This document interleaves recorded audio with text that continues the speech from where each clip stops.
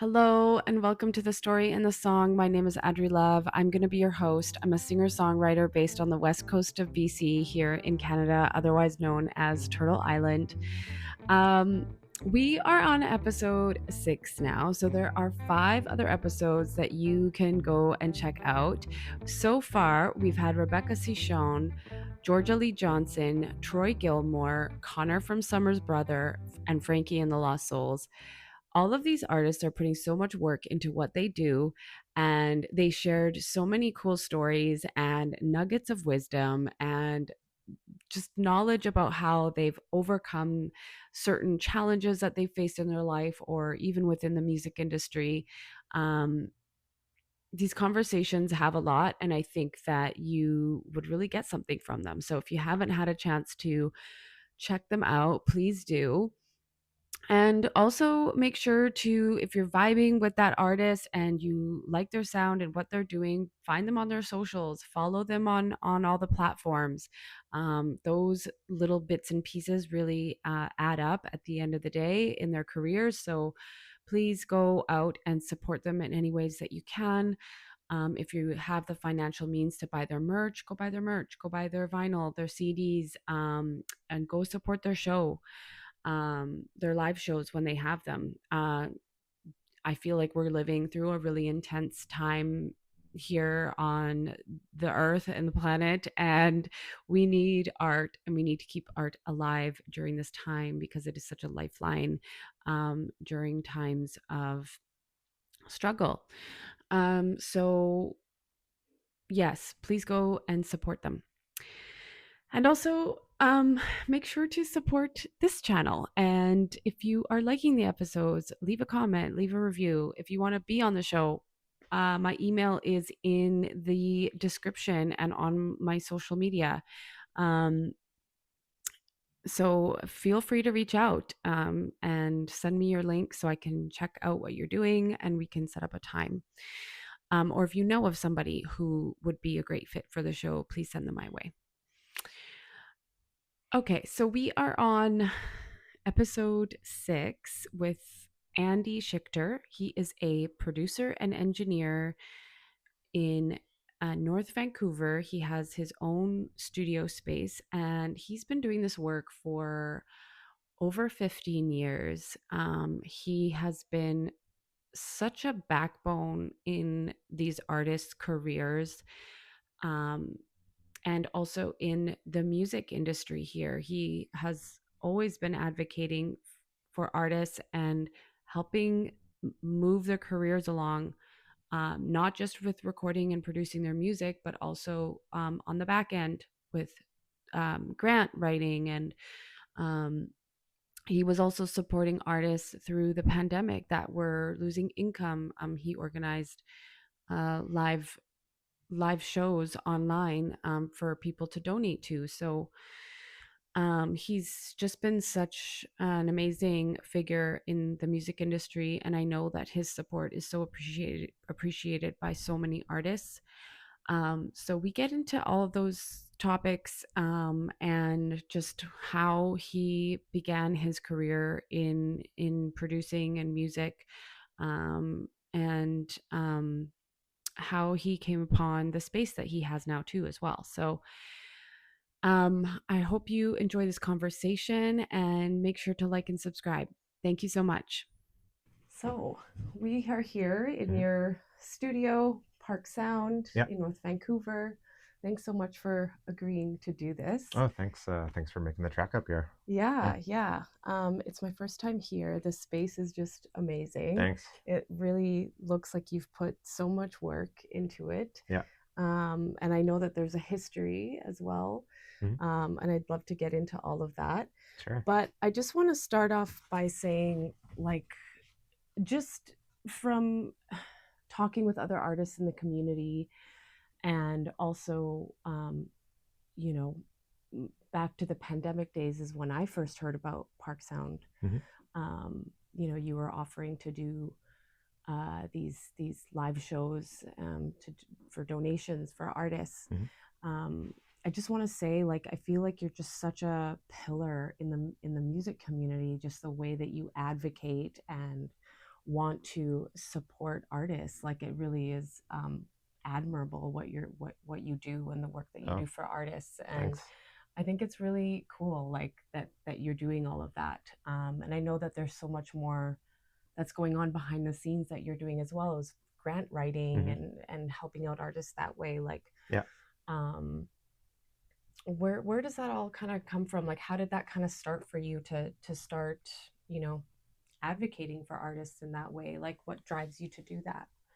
Good question. Like I'm not too sure. I mean, as a kid, I always liked like business and admin work and like just Yeah, working with computers, compiling like spreadsheets, and yeah, I think that's kind of like where kind of the tour booking came from, and then it was just kind of finding other ways um, to work in the music industry that wasn't necessarily being in a studio, right. because I do find it's important to have a bit of a well-rounded approach in like any career, but like especially in music where you need to be like multidisciplined, whether you're a recording engineer or an artist or a manager.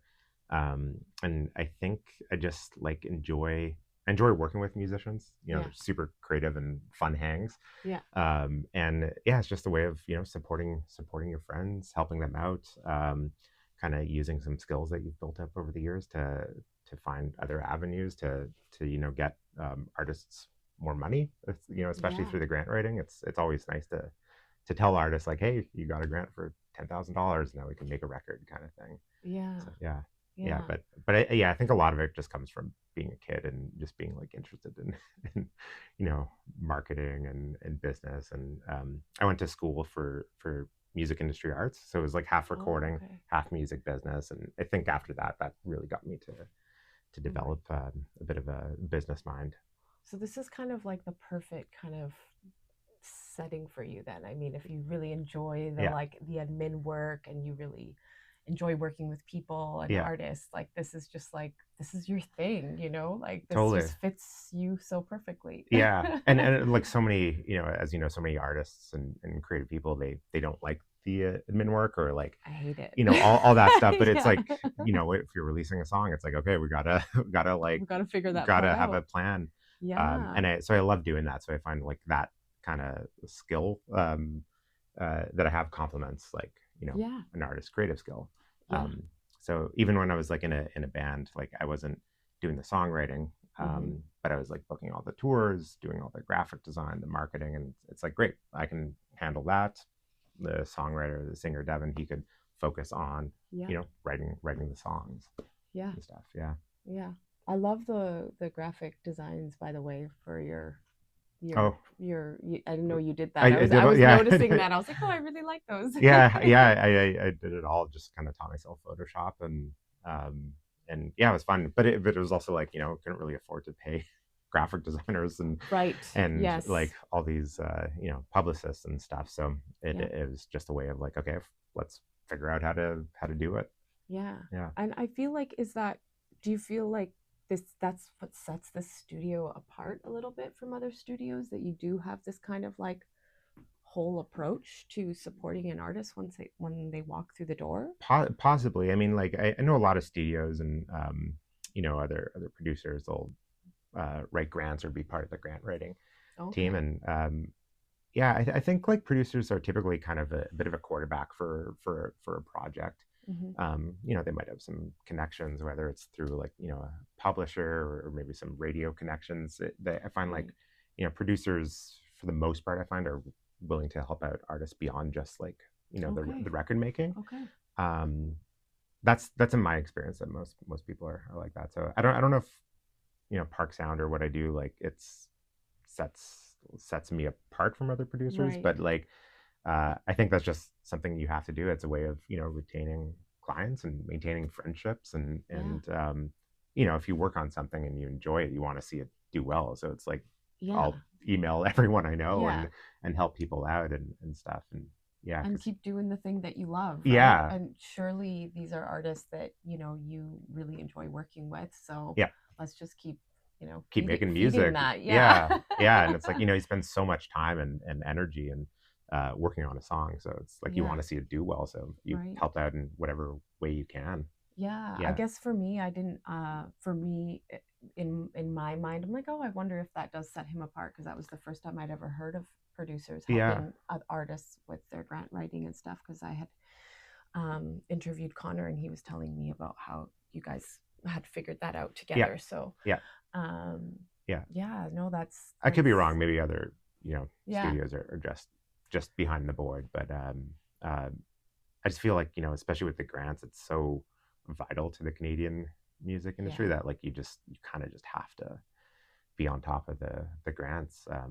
yeah, Otherwise, it's hard to make a go of it in music. Just like artists just don't have the budget for for recording, especially solo artists. At least a yeah, band you can split it four ways or something. But like as a yeah. solo artist, that's tough to like justify an EP or an album. It's a lot of money to front. It is. Yeah, Yeah, yeah. Um, and this isn't the first studio that this is not your first studio because you worked in Blue Light yeah, and you worked in Monarch. yeah. Just And so were you doing studio like at home work before you landed in those places? Like what has been your journey as an engineer? yeah, yeah. So I moved to Vancouver in 2012. Mm-hmm. Before then, just like after graduating college, I was doing some work in Portland. So I was apprenticing under a producer there, Tucker Martin.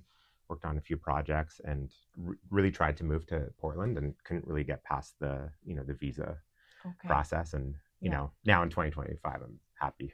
Like Yeah. and didn't go to the Yeah. States, but yeah. So while I was in Portland, I thought like, oh, I should just check out Vancouver. It's so close, and really fell in love with the West Coast. So I came up here for a weekend after a couple of weeks down in Portland and fell in love with Vancouver. So I moved here, and yeah, just had a home studio, just a spare bedroom in my apartment and kits, and then yeah, would rent out like Blue Light and Monarch and the Hive, which was Colin Stewart's Oh, okay. studio, Right. before he moved to the island. And yeah, just rent it out mainly to record drums and Mm-hmm. loud instruments that I couldn't record in my Right. apartment. Yeah.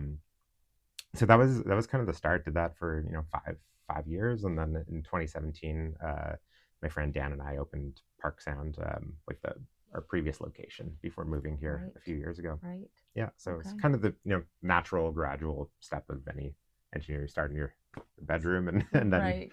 it's like slowly expand, Yeah. and yeah, you keep expanding. Exactly. Yeah.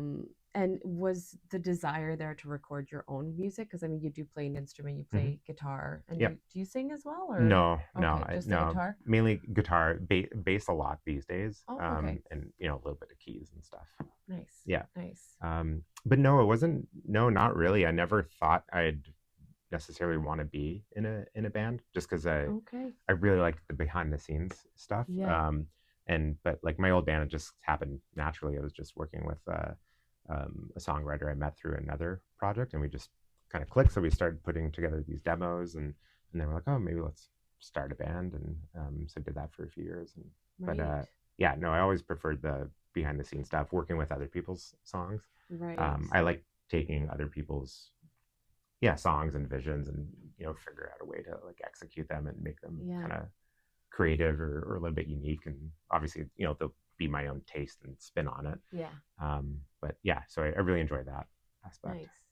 And what was the connection to this? Was a producer in Yeah. Portland? Like, how did you connect with that person, and how did you land there? Just through email. When I graduated college, I was talking to my prof about next steps. What do you do? Because one option is always like be an intern or a runner at a studio. Right. And I remember going to a couple of interviews in Toronto and stuff, and it's just like it just seems like you're just cleaning toilets and Right. hoping the assistant engineer like moves on or passes away so you can like step up. And it just seemed so archaic and just Okay. old fashioned, where you're really at the bottom of the the totem pole, and like Yeah. you are just like kind of treated like absolute crap. Right. And it's just an old fashioned mentality, and I really Right. didn't like that. So Okay. he just told me like, why don't you just like look on the back of your records and see if there's some producers you like and email them. So that's what I did. I just emailed Tucker, and um, for some reason he gravitated towards my email, and Yeah. went down to Portland, worked on a project, and then worked on another one, and stuff. And it was great. He was like Yeah. such a great person to learn from. Just like one of the Okay. nicest people I've ever met. Loved the way he ran a recording session, in tough times too. It was like good to see that sort of thing, because Right. in school you learn about the gear and Pro Tools and Yeah. engineering, but you don't Yeah. really realize that like most of the job is just uh, not handling personalities, but just talking to people with different backgrounds and experiences, and they might be having a really rough day. So it's like you have to sort that out for a few hours before you can begin recording, and Yeah. or if there's tensions and bands, and Right. all sorts of stuff that can just happen that you can really only learn by trial. Yeah. So yeah, it was a great experience. I loved working with Tucker down in Portland. Yeah. Yeah. Yeah. Sounds like it. Sounds like that was just such a, you know, great experience for you. Yeah. Really set the tone. Totally.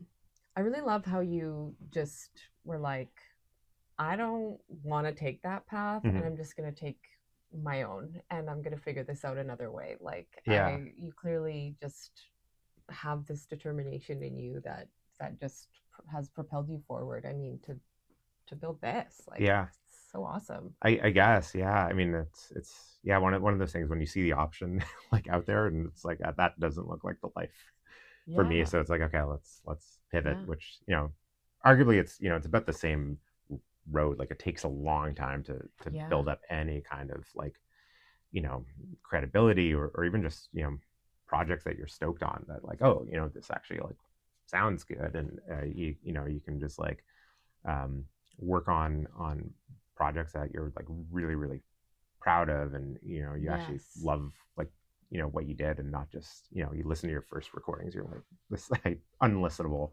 kind of Right. thing, like any even if Yeah. you're a songwriter, you're just like, you listen to the if you have a voice memo of something you wrote when you Yeah. were like 16, you're like, what the hell Yeah. is this? Yeah. I'm sure you're Yeah, like, I would never like record that it's drum just sound cringe. now. Yeah, Like, you're like, what was I thinking? Yeah.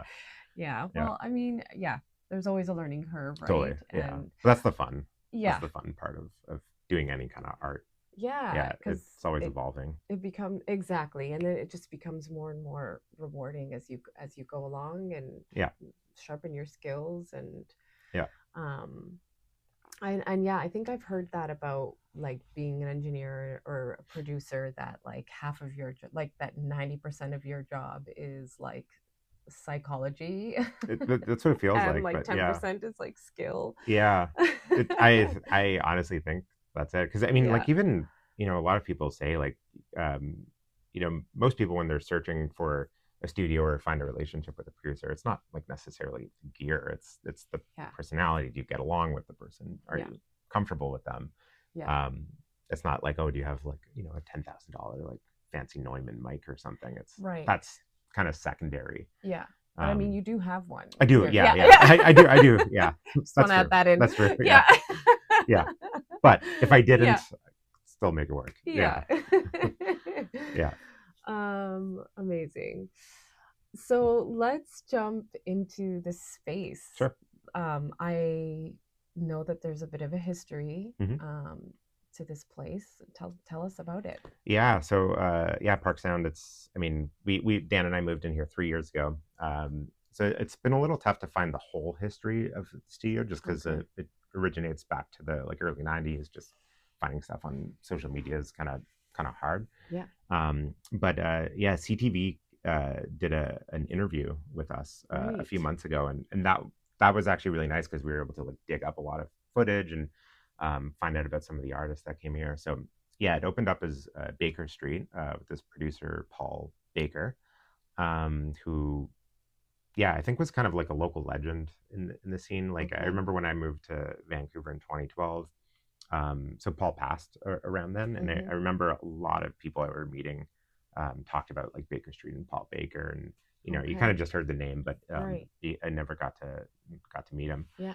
Um, but yeah, in the '90s, like the Odds came here. Uh, like I think Chris Isaac, Elvis Costello, Diana Krall, like lots of kind of big Yeah. artists who have had, Yeah. relationships to the city. Um, and yeah, then in 2012, it was purchased by, I think, Paul's friend, this guy named Sergio Caccia, who called it Crew Studios. They did a little bit of a facelift. I think they moved some of the rooms around. Okay. Um, and yeah, so Crew existed for about 10 years. And um, I think, without proper upkeep, it was kind of just like a little tough for them to maintain. And that's when Dan and I um, approached Sergio about like, subleasing it. And then now we're Okay. just like leasing it directly Oh, from our landlords, and okay. purchased a lot of the gear from him. Been Okay. repairing a lot of it and trying to, make it vibrant again. Yeah. Because yeah, I think there was kind of that dip between 2012 and 2022 when we Yeah. moved in, or 2023, where it kind of just like was in a little bit of a hard times, and we're just trying to bring back, Right. what it was in the 90s and early 2000s with all these like kind of great local bands that Yeah. came through here, because it's such a gorgeous sounding space. Like the drum room just sounds incredible. It's so Okay. big and lively, and Yeah. it's, if you can't make drums sound good in that room, it's you're doing something wrong. Right. Yeah. Right. Yeah. Um, but I also, in that interview, they were talking about how there's kind of like a legacy, Hmm. like with him and what he was trying to do here. And Yeah. I feel when I watched that, I kind of feel like you're continuing that on in a way. Yeah. Well, I mean, Um, one of the, like, we have a lot of the gear that he used too. So, oh, okay. he was from, I'm assuming he was like quite a prolific guitar player and purist, because he had, Okay. lots of cool old pedals. We have all these like electro harmonics pedals from the 70s that just Oh, sound totally rad. And, wow, a cool. couple of pieces of the gear, like, it's kind of nerdy, but like an 1176, a Rev D from the 70s, and an LA2A from the 70s that just like sound Okay. incredible, just like amazing vintage compressors that, Okay. I'm sure he's recorded, all of his bands through. So it's nice to Yeah, kind of channel some of our recordings through, the totally. gear he used on like some amazing Abs- artists. absolutely. Yeah. Absolutely. I'm a firm believer that there's like, there's an energy in a space and, you can continue that on in a way, right? Yeah. So Yeah. it seems like that's what you guys are doing. Totally. So, There's definitely magic in like old gear. yeah. Yeah. And I mean, I imagine it you know, it's nice how you were able to that come into this space, but as you say, like it's tough times. Like how did you guys make it through those days, and then also the pandemic, like Yeah. Yeah, the pandemic was tough for yeah. sure, like anyone in, most industries. But Yeah. I guess I could speak to the music industry. Like, one thing, well, I remember at the beginning of days, one thing that was really nice was I just kind of had a couple of mixing projects already planned, Mm, like, in March and April 2020. okay. So luckily I didn't have anyone come to the studio, and it's like, oh, I have to like mix these Right. records, and they were kind of like long, like 10 to 15 song records. So, Okay. luckily there's a couple of projects already on the go Okay. that helped. And yeah, then it was just kind of finding ways to like, make a little bit of extra money, and that's where some of the grant writing really like took off. Right.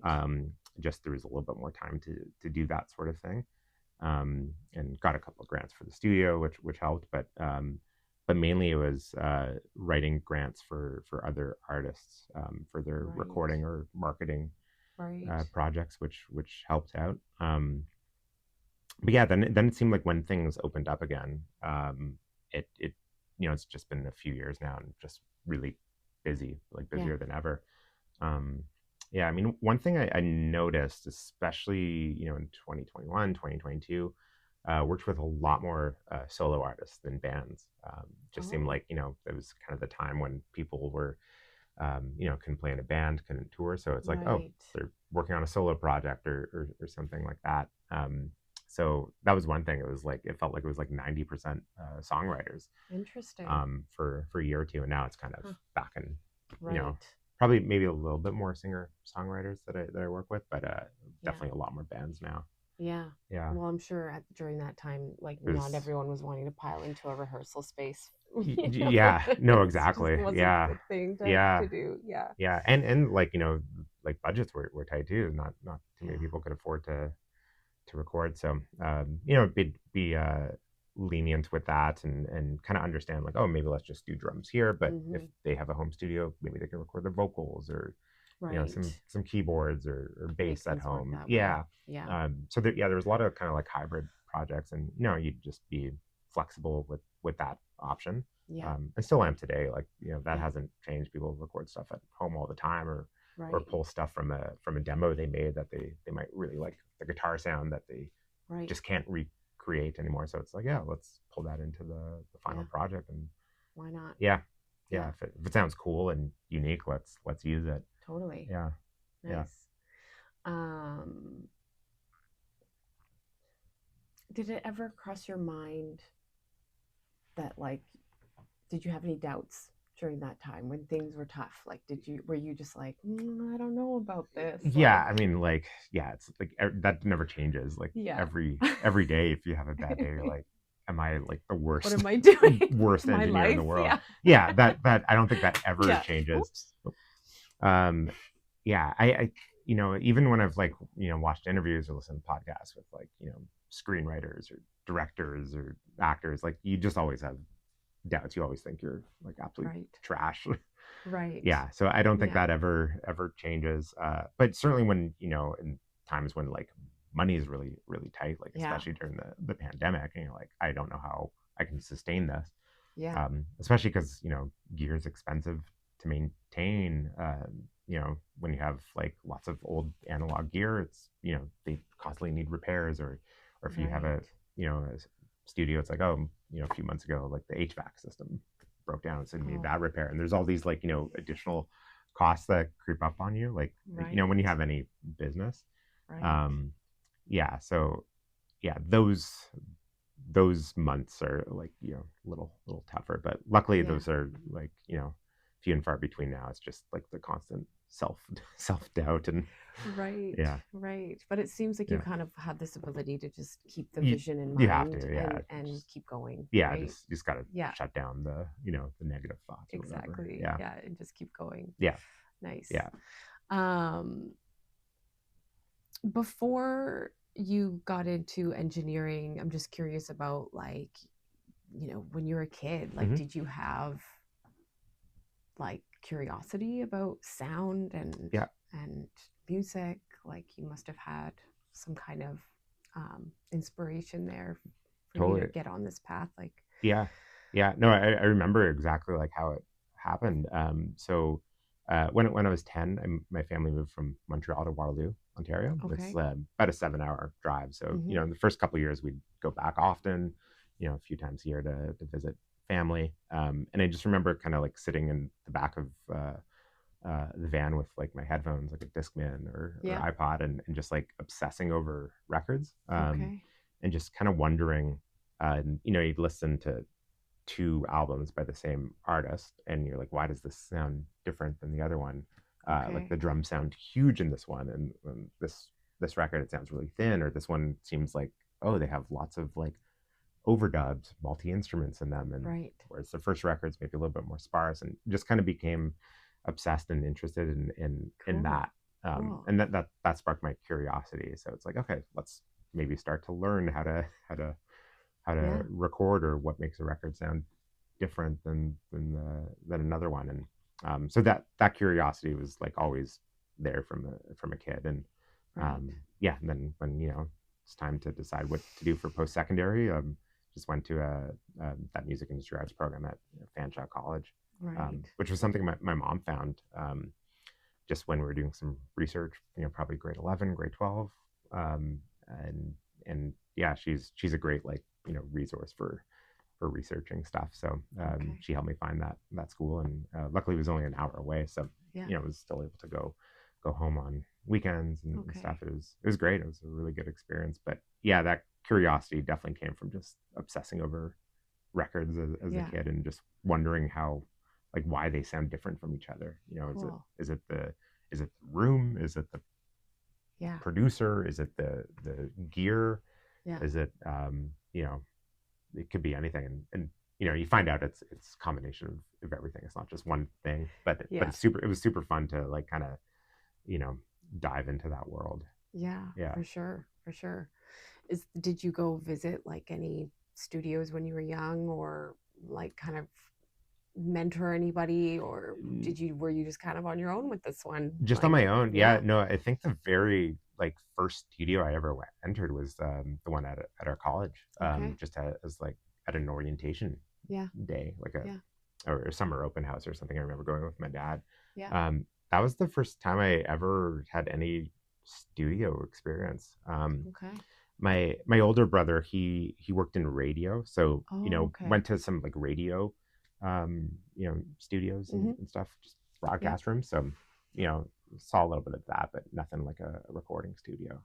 And what was it like walking into that studio for the first time? Like, what was the Intimidating, feeling? intimidating. Yeah, Yeah. yeah, because it's like studios are they're cool. Like they're like Yeah. just they look sweet in there, and Yeah. there's lots of neat gear, and they're kind of dark and quiet, and it just feels Right. like you're even when you walked in here, it's like the streets like really loud and noisy and it's hot, and then you just come in here and it's like super quiet, and it's a Yeah. very different feel. Um, Right. but yeah, I just remember feeling like, oh, this is what I want to do. Oh, cool. Yeah, That's so awesome. yeah. Well, I mean, that passion has clearly like just fueled you to this point. And even, I mean, you're getting a lot of recognition for the work that you're doing as well. You've been 5 times nominated for the Western Yeah, Canada Music Awards yeah, as an audio engineer. So yeah. that's amazing. Like, congratulations for that. Thanks. Yeah, yeah, Um, yeah. It just yeah. shows they're like really scraping the bottom of the barrel No. for that when I get a nomination. Yeah, no, but no, it should be fun. Like I'm going to Winnipeg for Breakout West in a few weeks. So I'll go to the award ceremony, and I'm playing bass for an artist I recorded, Anna Katerina. Oh, okay. So Yes. it's yeah, Yeah. it's Yeah. nice. I love going to Breakout West. It's such a like just good event all around. Okay. So Nice. yeah, Nice. it'll be fun. I've never been there, so Oh yeah, that's good to know. it's good. Yeah, it Yeah. rotates every year. So Okay. this year is in Winnipeg. I think last year was Saskatoon, and yeah, it's just a great vibe. Like really good shows and good panels, and yeah, just good people all around. So looking forward to it. Nice. You get a good kind of snapshot of the music industry. Do you feel like at Breakout West, like, do you feel like it's a good snapshot of like the Canadian music industry? I do. I like I've been to Canadian Music Week a few times, and that's just like a whole uh, like massive undertaking. Everyone's like competing for the attention of like certain you know big shot record label execs Right. or whatever, and shows are just like spread out all over the city of Toronto. So it's like Okay. just and there's hundreds of bands, and it's like kind of overwhelming, and Okay. I find kind of hard to connect with anyone there, or Okay. just even network. Right. It's kind of overwhelming. Whereas like Breakout West, you get amazing managers and tour bookers from like all over the world, and Okay. awesome artists who are your peers, and sometimes it's a great way of like learning about some new artists from Saskatchewan or Manitoba or Alberta. Right. So yeah, I love it. It's just like a really fun event. So I'm always excited whenever I get to go. Nice. Well, and you get to perform Yeah, too, so that's awesome. yeah. Um, as a producer engineer, like, what's your approach when you go to an event like that? Hmm. Are you looking to network with like artists and other like industry, or just anyone? Like, how do you kind of approach? Um, yeah, I mean, not so much network, just because I'm pretty shy when it comes to big Yeah. events and Yeah. crowds and stuff. Me too. Yeah, so Yeah. I like absolutely hate that, and Yeah. I don't like starting a conversation with Yeah. someone. Um, I honestly I like going to the shows. Yeah. That's always fun. Hmm. Especially everything's in walking distance, so it's nice to like go Yeah. to a see one act at one venue, and then like next door there's like another show, so you can just like kind of bounce around. Yeah. So that's really fun. And honestly, the panels, I I find, even though after you go for a few years, it's kind of the same topics over and Yeah. over again with maybe slightly updated information, especially when they're talking about like social media and um, marketing and Yeah. stuff.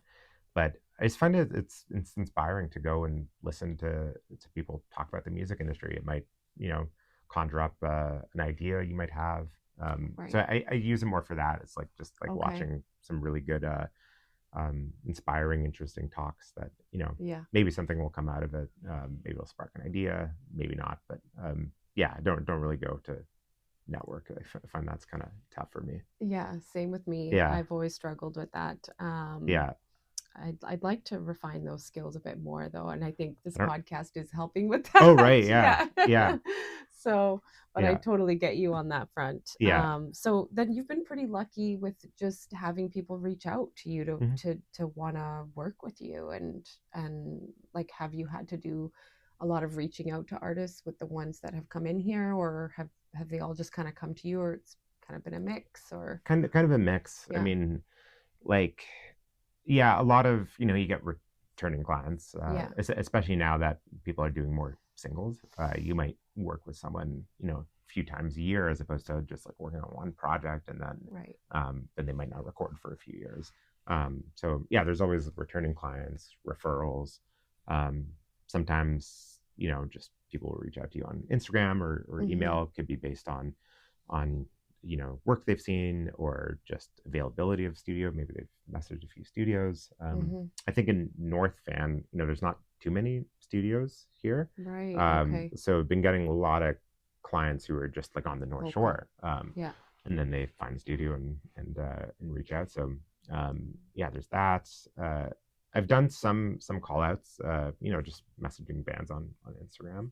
yeah, You might dig their sound and be like, oh, come by the studio, like, love to meet you guys.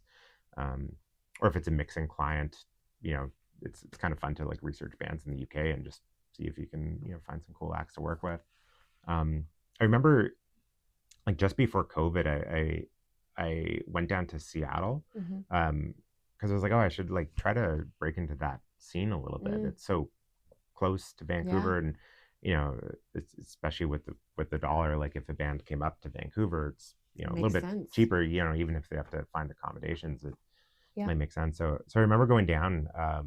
This was like in January 2020, and mm-hmm, made some connection with bands, and then just the pandemic happened, and right, so that kind of fell apart. But now right, I'm starting to like reach out okay, to bands again. But it's hard when you're busy. There's not really like time to do like kind of call outs right, or market. You always like, I find when you're not busy, that's when you're like panicking, like, oh, I gotta message right, the stands and fill the calendar. But right. yeah, so it doesn't happen too often. But That's so yeah, awesome. but yeah, Yeah, a mix. Like, every client's different in terms of like how you made that connection. right, Yeah. right. And what else do you do in the space? Because I did Hmm. see that you were hosting like live concerts here Yeah. for a minute. Are you still doing that, or are you primarily just doing recording here now? Just recording. So at the old studio, we were doing, we hosted like monthly concerts. So did a, yeah, concert once a month for a few years, and that that's how that virtual concert series on Instagram kind of Oh, happened. okay, It was okay, just a way to like continue continue that. But we were doing it right. like once a week. Oh, Um, okay, oh wait, were we for the virtual concerts? I remember. Might have been every couple of weeks, but right. for the first few months we were like going hard at it. Yeah. um yeah, so yeah, did that. And then yeah, we haven't done any concerts here. My studio partner Dan's hosted a couple Mm-hmm. off ones for some clients, but Mm-hmm. it's not something that we do on a regular basis. Yeah. Just recording. But it was Yeah. super fun. I loved this concert we were hosting at the old studio. It just felt like a little bit of a house party Yeah. Yeah. with some cool bands. And Yeah. yeah, it was really fun. Nice. But yeah, it's a lot of work Yeah. to try to organize a concert every month. Um, Yeah. yeah, but yeah, that's why that virtual concert series happened. I was like, oh, I just need to do something to help out, and um, you know, and just kind of carry over from the live concerts, because they were so much fun. Yeah. So I was like, oh, let's try to do this on Instagram. Yeah. No, no, Yeah, I'm sure you guys were able to raise a fair bit of money for artists, so yeah, it was definitely nice. worth it. Yeah, Yeah. yeah. Um, I'm curious about some stories Hmm. of what's happened in these walls. Like, Okay. and I think a lot of artists probably have this like idea of a studio staying up late and Mm, working till like long hours in the morning. But I feel like that's like kind of the old picture of I think like so. studio days. So Yeah. like I feel like at least when I worked with Tom at Monarch for some of my music, and he when we were discussing, he's like, I work from 10 till 6, like those are Yeah. my hours, and so I mean Yeah. he has a family and whatnot, so Yeah. obviously he has to create those parameters. But Right. Yeah. is that kind of the vibe here too? Like you just kind of work within like regular hours, like for the most part? For the most part, Yeah. yeah. Like, I mean, last night I was here till 10:30, 11, and that Okay. was late. Like, Yeah. yeah, Okay. that I would Yeah. never. I find just after 10 p.m. I'm just like ready for bed. Yeah. No, for Yeah, sure. but I mean, yeah, most times somewhere between 10 and 8. Yeah. Depends on the session, if someone's booking a full day or half day or a few hours. But you Yeah. know, some people, like the client I had last night, been doing a few days with her, and she works till 6:30. So it's like, okay, Okay. we're going 6:30 to 10. Yeah. You know, it's like totally easy to accommodate people's schedules. Yeah. And the fact that I live 4 minutes away, so I just walk up. Okay. So it's Oh, easy for me to that's come down, and amazing.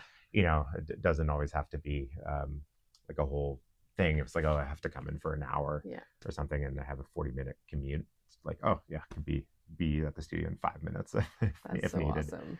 Yeah. But yeah, try to keep like a relatively normal Yeah. schedule. Just, I don't know, just Yeah. get tired Yeah. No, for at sure. the end I'm of the the night. same And way. I'm I'm the an early same way. riser too, so I Are like you okay? getting started first thing. Yeah. Yeah. Yeah.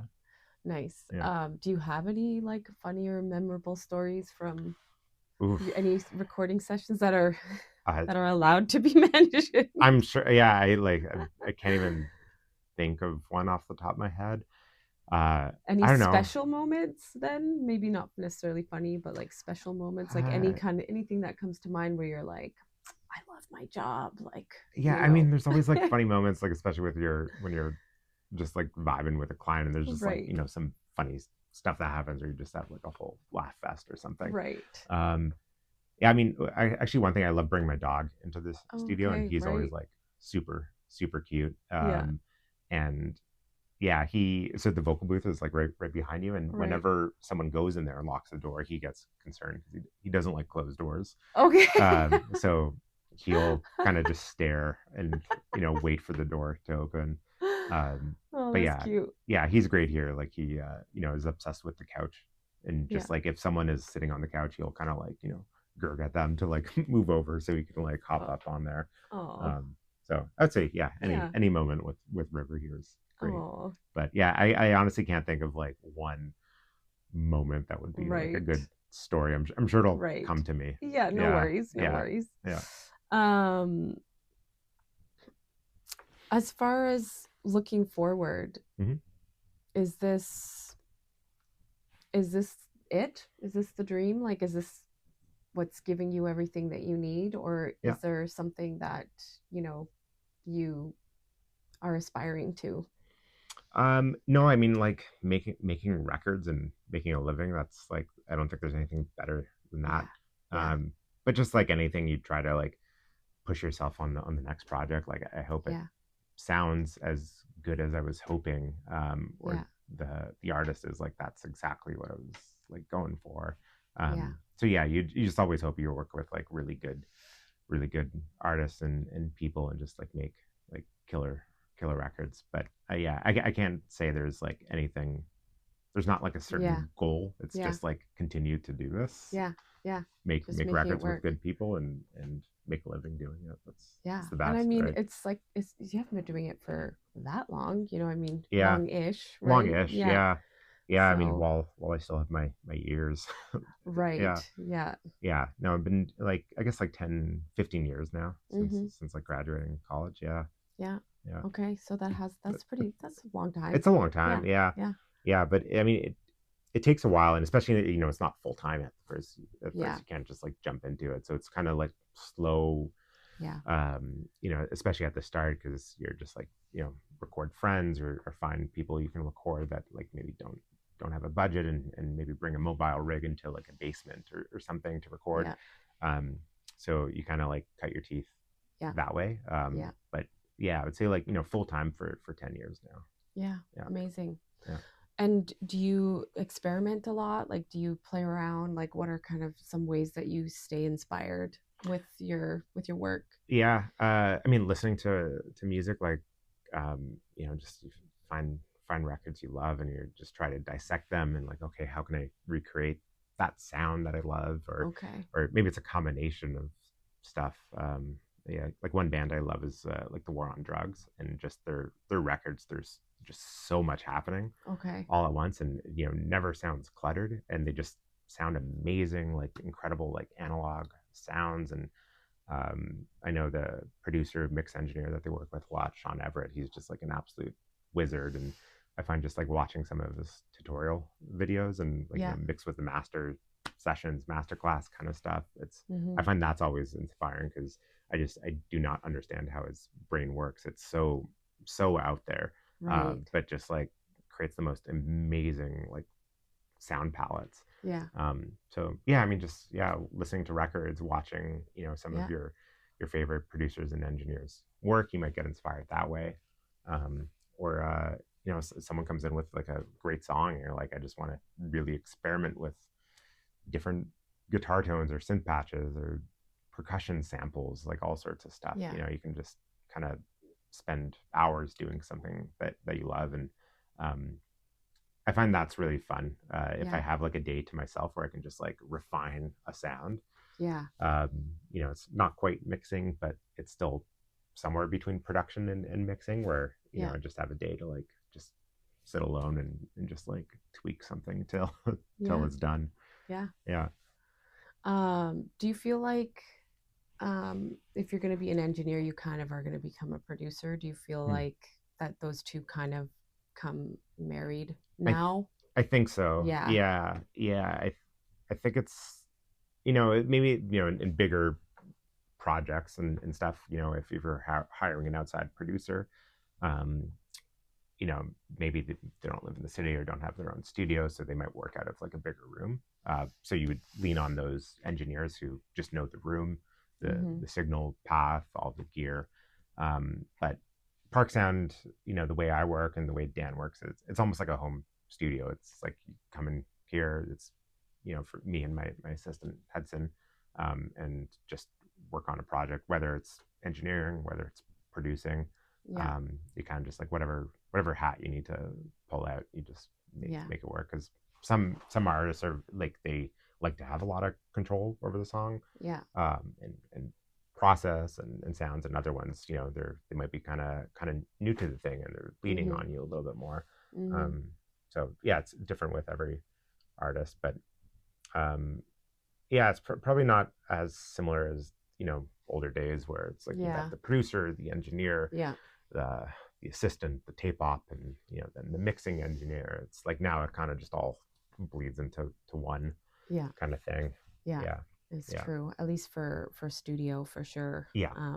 Do you ever see a day where like you would just be producing and someone would be, engineering? I don't think so. Just because Yeah. I love the engineering aspect. Okay. Like that's Okay. that's something I find, like my approach even to producing, it's very much from an engineering standpoint, Right. Yeah. not necessarily a songwriting standpoint. Okay.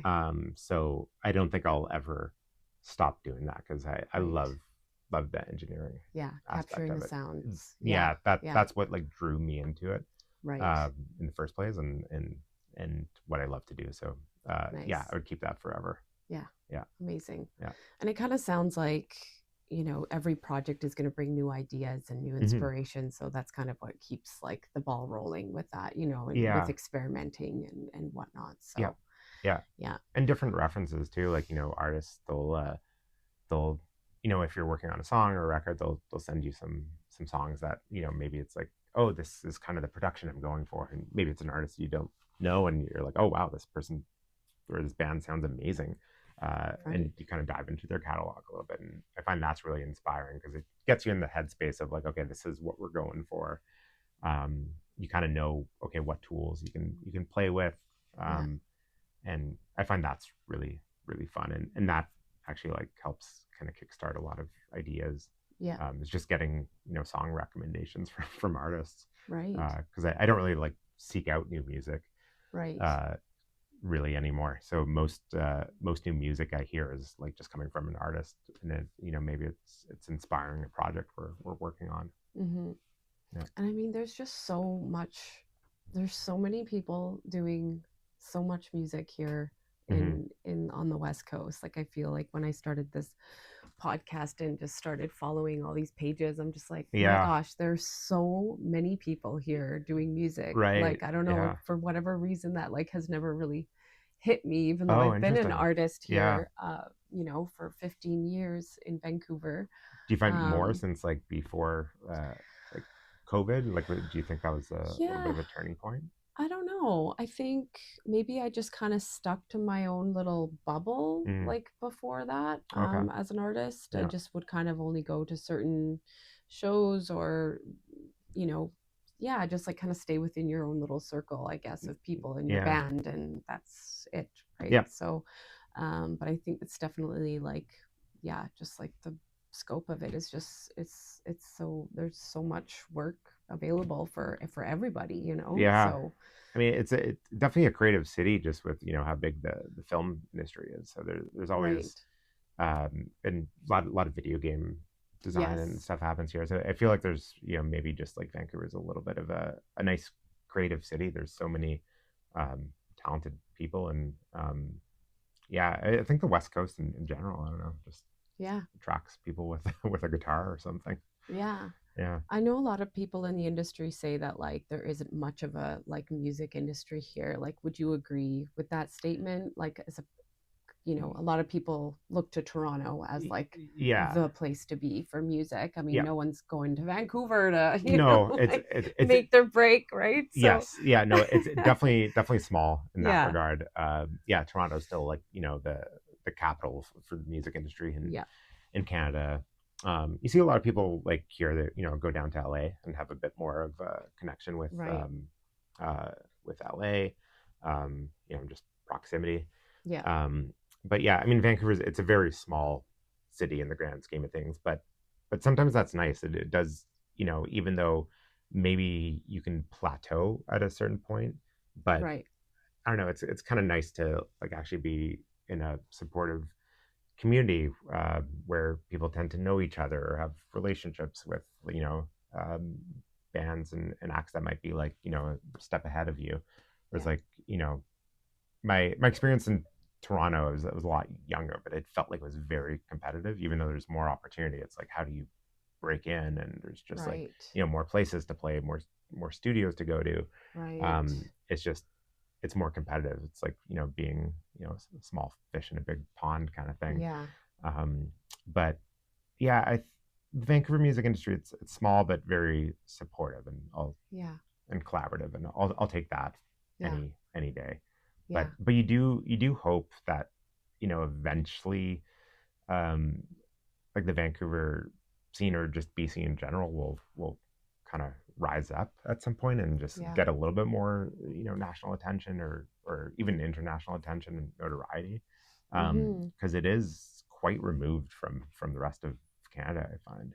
Yeah. Yeah, As far as like the music just industry the music goes. industry Yeah. and just even bands trying to tour, it's like it's so That's true. They do and skip over, right? Yeah. yeah, or just even a band from Vancouver, it's like Right. the you can play Kelowna or Kamloops, and then it's like okay, you have to go all the way to Calgary or Edmonton. It's just like it's Right. not always economical for a band to tour and break out. Like it's very Right. expensive Right. to just get known outside your city. Yeah. It's like if you're a band in Toronto, you can hit a There's major so city much. with 100,000 people every night and only drive an hour. That's true. There's So just more density. yeah, Yeah. so in Vancouver, I find you like the bands they typically play Vancouver a lot more than if a band was in Toronto. They probably wouldn't play Toronto all that much, a couple Okay. times a month. But Okay. in Vancouver, the same bands are playing the Vancouver 2 to 3 times a month, at Right. various venues and stuff. So I think it's just a little bit of a logistic and economical reason why like Right. Vancouver's kind of insular in that way. Right. Um, Yeah. but yeah, I love whenever you see like kind of bands from here kind of break out a little bit, and it's like nice, go for it. Yeah. Yeah. Yeah. And like do you, you've been here, I mean, you have that outsider perspective coming from Ontario. So do you feel like, I mean, it is beginning to flourish a little bit more as far as music? Like, do you feel like there's been any kind of major shifts or changes in the music industry here, like Um, since you've been here? Have you seen some things hmm. like advancing that are like notable? I'm not sure. I mean, like a big thing, obviously, social media kind of just helps, spread artists wherever. Um, yeah, I don't know. I don't know if I've seen like necessarily like bands break out. Like I'm just thinking like in 2012 when I first moved here, and it was bands like or Yukon Blonde, Dan Ming, and Mother Mother. Trying to think of like maybe like Peach Pit's probably like a Right, good example of like a recent band that like right. blew up in the past 5 years. Yeah, Um, yeah, it's still like few and far between. I yeah, feel like it's yeah, it's still tough to break out of Vancouver yeah, as an artist. yeah. But who knows? Like maybe there's some artists who are like absolutely massive on TikTok or Instagram and have like um, a recognition, like an international recognition that way. Mm-hmm. Whereas like, I think I'm maybe thinking more of a traditional way of like the band, Yeah, breaking out and like, oh, getting played on CBC and going on tours and like getting big right. festivals and stuff. Yeah, It's yeah, it's still I don't know in the past 10 years if it's really like increased like the amount of bands that have like kind of right. blown up. Yeah, Yeah. yeah. Um, Or have you noticed like are you from here originally? uh, well, no. Okay. Well, lived in BC since I was 6, Okay. and I came from the island. I went to high school there, Okay. but I kind of moved around every like 3 years growing up, but all in BC. So I've had like Oh, a okay. really big tour of British Columbia, Right. Yeah, yeah. which is cool. So I've seen a lot. But I moved to Vancouver when I was 23, um, and to do music. And I actually went to engineering school Oh, cool. as well. And yeah, I don't know. I think I don't feel like I was very plugged in to the Hmm. industry. I was really focused on just my art, like just singing and trying to hone that craft. I think for me, the music business, like the business side of it, has Hmm. always just been very like distant for me. Oh, okay. Yeah. Yeah. Whereas I know that's, it's different for other people. They're just more involved and know more about it. Yeah. I still feel like I'm still learning a lot. So yeah, Yeah. it's just so great to sit down with someone like you who has really been entrenched in it for so many years and just been in touch with so many artists and has been such an active member of the industry. So Yeah. yeah, it's It just nice changes all the to, time too. It's like, yeah, every few years there's new like kind of concert series or maybe a program that like Music BC might be running. right, So it's yeah, it constantly changes, which is yeah, good. So you kind of have to learn where the scene is going. yeah, yeah, Like you certainly see genre trends. right, Like I find that's a little bit more noticeable okay, um, than anything else. But right, um, like I remember, oh yeah, I guess like 10 years ago when there was all like folk rock and singer songwriters, very acousticy okay, driven stuff. But and now it's way more bands, especially like okay, young bands that are playing at like Green Auto and Renegade. It's like it's heavy, it's 90s grunge and just like yeah, kind of loud, messy guitars, and it's cool. It's very punk, and nice, it's nice to see like you know Gen Z and younger people like pick up instruments and just like go yeah, for it. It's really cool. yeah, yeah. Yeah, This the next generation yeah, bringing their energy to it for sure. yeah. Um, what do you feel like the industry like would need to? I know that's kind of a big question, um, but do you feel like you see that there could be something done better or that there's gaps? Like, do you feel like there could be something to nurture the music industry here on the West Coast a bit Hmm. more? Uh, I don't know. I mean, like the economy would like it'd be Well, nice if the economy was yeah, it was would be better and great people if it can wasn't so afford. expensive. Yeah, Yeah. like honestly, but that like Yeah. that's the driver of Yeah. everything. Um, like it'd be nice if like venues like didn't have such high rental fees, for a band to play there, but like Yeah. understand like how much it is to sustain a venue and how hard it is, and it's so hard to get people out to shows. Yeah. And so, or just even if affording to like get a rehearsal room, afford to record, like I honestly think the economy is like the biggest driver of Yeah. that, and you kind of just hope that grant systems, Create BC and Factor continue to get like Canada Council like get some nice funding through the government to sustain projects and endeavors that people have. Yeah, you hope like Creative BC and Music BC are continue to support artists and find new ways to lifting up prominent voices and artists that are doing well, and see if we can like kind of raise the whole scene that way. Right. um yeah, honestly, Yeah. I think that's the biggest thing. Just It's just the so economy. true. That's It's so true. yeah. Yeah. Like Yeah. I was talking with somebody, and they were saying that when the prices go up, it just really kills creativity in a Yeah, lot of ways, right? Because and it's like if a band is playing a show and maybe there's 100 people at the venue and there's four bands on the bill, and it's like the band might only make like $150, $200, and yeah, like that's not enough. And yeah, if you're going on tour, you have to pay for a tank of gas to like get out to Kamloops, and maybe there's a guarantee of like a few $100s. Like yeah, it's really hard to to make a living doing it. yeah, So it does kind of like make artists plateau or stall out a little bit. Like right, a band might be doing well for a few years, and then after that it's like, okay, how long can I actually do this? And it's too bad because it kind of hinders artists creativity, yeah, if they have to kind of like stop for a little bit, and because they just can't afford to keep making music. yeah, It's tough. yeah. Well, I mean, it's so great that, you know, as I say, I'm going to loop back to how much you have helped and aided artists here in the scene in like getting their art out there. Like you really just have been such a support to them, and just Thanks. I think it's so great that you're here and you're doing this work, and you're sharing your passion with everybody. Like thank you so much for making the time to talk to me today and inviting me into your space. Yeah, thanks for um coming out. I do have one last lingering question. Yeah. Do you have a tape machine here? No. I Okay. don't.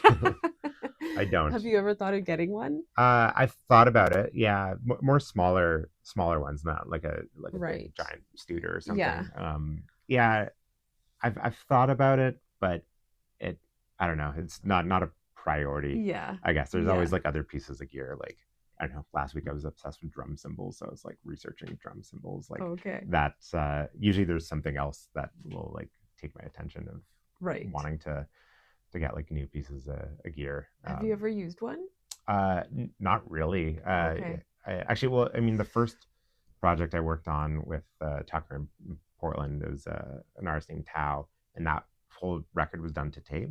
Okay. Um, so I remember I was just like, even though I wasn't loading the tape, was like just kind of had to mark it all, because you can Okay. only get like 15 minutes or so like on a tape Okay. reel. So it's like, you got to really just like make sure Right. we know what's on Right. every tape reel. And yeah, and then you just see them stack up. You're like, okay, this is a whole record on this kind of stuff.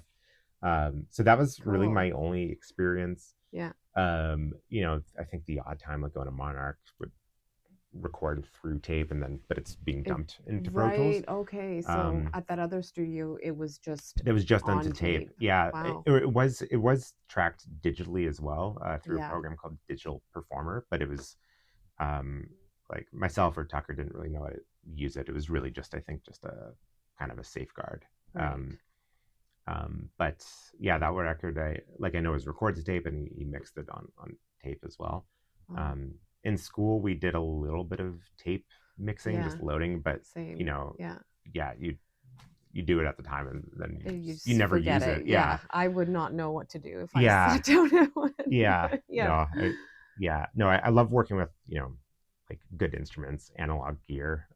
But when it comes to tape, it just seems like it's a whole other world that I'm not Yeah. prepared Right. to enter, unless I Yeah. had like a little Tascam or something. Maybe it's just a way of coloring a sound. Yeah. Okay. Well, Yeah. why do you ask about I don't, the tape? it Yeah. was just a curiosity because it sounds like Oh, you are someone who likes yeah. like that analog sound, Right. more vintage things. Yeah. So I Yeah. was just curious how Oh, far fair.